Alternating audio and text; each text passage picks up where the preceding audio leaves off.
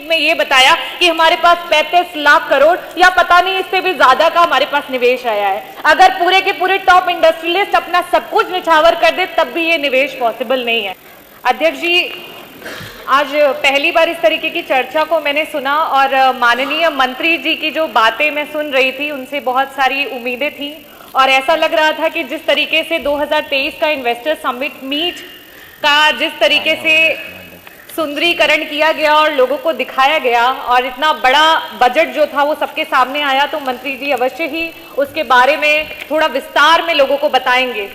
लेकिन बहुत ही निराशा हुई क्योंकि उनकी पूरी स्पीच में उन्होंने सिर्फ और सिर्फ औद्योगिक विभाग को छोड़ करके नेता प्रतिपक्ष जी की तारीफों में ही बता दिया और कई सारे महत्वपूर्ण बातें थी शायद जो उन्हें करनी चाहिए थी, लेकिन उसे छोड़ करके सिर्फ सोशल मीडिया के बारे में बातें की। अध्यक्ष जी, इस बार जो 2023 का इन्वेस्टर समिट मीट है उसमें कम से कम 33 से 35 लाख करोड़ तक के इन्वेस्टमेंट की बात की गई है। जब इस तरीके की बातें करते हैं तो मुझे लगता है कि शायद जो बेसिक उसका ढांचा है या धरातल को हम कई बार भूल जाते हैं। अध्यक्ष जी, भारत के जो टॉप 10 हमारे इंडस्ट्रियलिस्ट हैं, अगर उनके हम नेटवर्थ की बात करें कि उनके पास टोटल कितना नेटवर्थ है, तो मुकेश अंबानी के पास 7.2 लाख करोड़ है, गौतम अडानी के पास 7.2 लाख करोड़ है, शिव नादर के पास 2.2 लाख करोड़ है, साइरस पूनावाला के पास 1.8 लाख करोड़ है, राधा किशन दमानी के पास 1.6 लाख करोड़ है, लक्ष्मी मित्तल के पास 1.4 लाख करोड़ है, कुमार बिरला के पास 3.5 लाख करोड़ है और दिलीप शांघवी के पास 1.2 लाख करोड़ है। अगर पलोनी मिस्त्री के पास बात करें तो 1.2 लाख करोड़ है और उदय कोटक के पास 1.1 लाख करोड़ है। भारत के अगर हम टॉप 10 इंडस्ट्रियलिस्ट को भी जोड़ लें तो उनकी पूरी की पूरी नेटवर्थ जो है वो सिर्फ और सिर्फ 28 से 30 लाख करोड़ में सीमित हो जाती है। और आपने अपने इन्वेस्टर समिट मीट में ये बताया कि हमारे पास 35 लाख करोड़ या पता नहीं इससे भी ज्यादा का हमारे पास निवेश आया है। अगर पूरे के पूरे टॉप इंडस्ट्रियलिस्ट अपना सब कुछ निछावर कर दे तब भी ये निवेश पॉसिबल नहीं है। तो ये निवेश क्या सिर्फ उत्तर प्रदेश में आया है और कोई प्रदेश इंडिया में नहीं है जहां पे निवेश हुआ है? अध्यक्ष जी, ये तो एक तरीके का बहुत बड़ा मजाक है जो हो रहा है।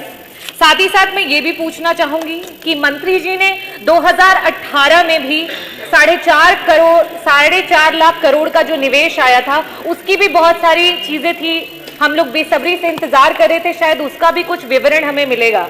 लेकिन मुझे तो लगता है कि उसका शायद विवरण मंत्री जी के भी पास नहीं है क्योंकि धरातल पे तो कुछ है ही नहीं। आज सरकार बात करती है ईज ऑफ डूइंग बिजनेस की बातें करती है। 4.5 लाख करोड़ का जो आपका निवेश हुआ 2018 में, अगर 5 वर्षों में देखा जाए तो उसका 50% का भी सरकार हमें ब्यौरा नहीं दिखा सकती है कि उन्होंने 5 सालों में उससे क्या चीजें करी हुई हैं। हम ईज ऑफ डूइंग बिजनेस का सिर्फ और सिर्फ दिखावा करते हैं। पहले तो हम नोएडा में और उसके आसपास में जो भी हमारे बिजनेसमैन, जो भी इंडस्ट्रियलिस्ट अपनी इंडस्ट्रीज को डालने आते हैं, उनको कहते हैं कि हम आपको 15,000 रुपए पर स्क्वायर फीट पे आपको जमीन देंगे। उसके बाद वो व्यक्ति वहां पे आता है, धीरे धीरे आप क्या करते हैं, उस जमीन को बिडिंग पे लगा देते हैं और उसकी बिडिंग का दाम बढ़ते बढ़ते यहां तक पहुंच जाता है कि 60,000 रुपए पर स्क्वायर फीट की वो जमीन हो जाती है और इंडस्ट्रियलिस्ट बेचारा अपने रास्ते अपने घर भाग जाता है। इस तरीके से क्या कोई ईज ऑफ बिजनेस है? ये किस तरीके की सहूलियत आप दे रहे हैं? 2018 में जो आपका इन्वेस्टर समिट मीट हुआ उसमें आपने जनता को बड़े सुनहरे सपने दिखाए और आपने बताया कि जितने भी एक्सप्रेसवेज हैं उन सब एक्सप्रेसवेज के पास हम जमीन का आवंटन करेंगे और वहां कहीं ना कहीं हम कोई ना कोई इंडस्ट्री लगाएंगे। आज किसी भी एक्सप्रेसवे के पास एक भी इंडस्ट्री अगर आपने खड़ी की हो तो प्लीज उसका विवरण आज आप जरूर दें। यहां पे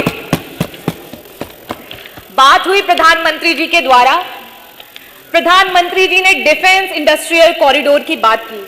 उन्होंने कहा कि हम डिफेंस में जो बाहर के देशों से खरीदते हैं उस अपने पैसे को हम बचाएंगे और अपने ही देश में हम उस चीज को बनाएंगे। लखनऊ, कानपुर, झांसी, आगरा, अलीगढ़, चित्रकूट होते हुए डिफेंस कॉरिडोर शुरू होगा। आज हम देखते हैं और हम ढूंढते हैं कि वो डिफेंस कॉरिडोर है कहां। मैं इस साइड को छोड़ के सामने से भी पूछती हूँ, क्या आपको डिफेंस कॉरिडोर कहीं पे दिखाई दिया? अगर दिखाई दिया हो तो प्लीज मुझे भी बताइएगा। नहीं। जो हमारे इंडस्ट्रियलिस्ट आते हैं, इन्वेस्टर्स आते हैं, उन्हें बोलते हैं कि हम आपको कम दाम पे बिजली देंगे, और लेकिन जब वो अपना काम शुरू करते हैं तो आपके बिजलियों के दाम तो दूसरे प्रदेशों से भी ऊपर पहुंच जाते हैं। क्या इसको हम ईज ऑफ बिजनेस कहते हैं? आप लोग बात करते हैं इतने बड़े बड़े निवेशों की। मैं बोलना चाहूंगी कि समाजवादी सरकार जो थी उसने जो काम किया वो कम से कम धरातल पे दिखता है। हमने दिया इकाना स्टेडियम, हमने उसके सामने दिया पलाजियो, हमने आपके मुख्यमंत्री जी जिसमें बैठते हैं, हमारे मुख्यमंत्री जी जिसमें बैठते हैं, वो लोक निर्माण की इमारत को दिया। हमने वर्ल्ड क्लास और मुझे लगता है कि पूरे देश में सबसे सुंदर जो पुलिस हेडक्वार्टर है वो हमने दिया। जो मेट्रो आज रन कर रही है वो हमने दिया। जनेश्वर मिश्र पार्क हमने दिया, गोरखपुर में एम्स हमने दिया, मेदांता हॉस्पिटल दिया। आपसे अनुरोध है कि मैं एक डॉक्टर हूं, आपसे अनुरोध करती हूं कि आपका अगर इतना बड़ा निवेश आया है तो लखनऊ में सिर्फ और सिर्फ एक जो है आपका प्राइवेट हॉस्पिटल है मेदांता, कृपया करके कम से कम 2 हॉस्पिटल्स और लाने की प्लीज आप, ये मेरी गुजारिश है आपसे, और साथ ही साथ बहुत बहुत धन्यवाद देते हैं।